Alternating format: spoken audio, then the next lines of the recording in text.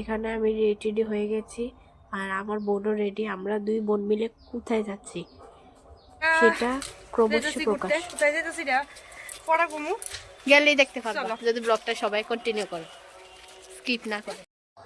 আমরা আয়া পড়ছি ভোলাগিরি আশ্রমে। ওম তস্মাৎ প্রমাণমতে কার্যে ব্যবহার।